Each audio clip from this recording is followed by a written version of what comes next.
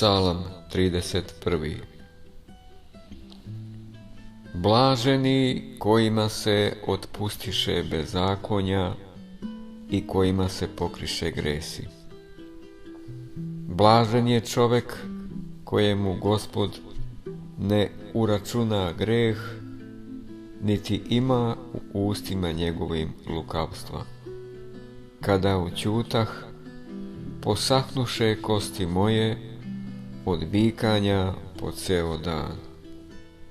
Jer danju i noću oteža na meni ruka tvoja. Obratih se u jad kada me trn greha ubode. Greh moj poznadoh i bezakonje moje ne sakrih. Rekoh, ispovedit ću protiv sebe bezakonje moje Gospodu, i ti si mi oprostio bezbožnost greha moga. Zato će se pomoliti tebi svaki prepodobni u vreme pogodno. Ali pri potopu voda mnogih neće mu se one približiti. Ti si mi pribežište od prituge koja me zahvatila.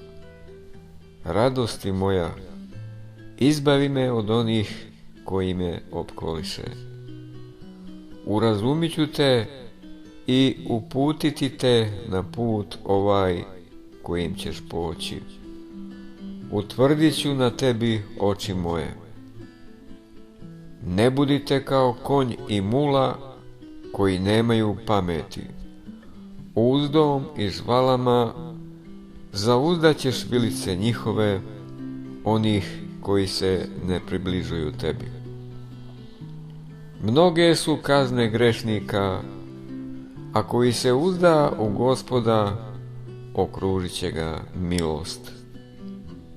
Veselite se u Gospodu i radujte se pravedni i hvalite se svi pravi srcem.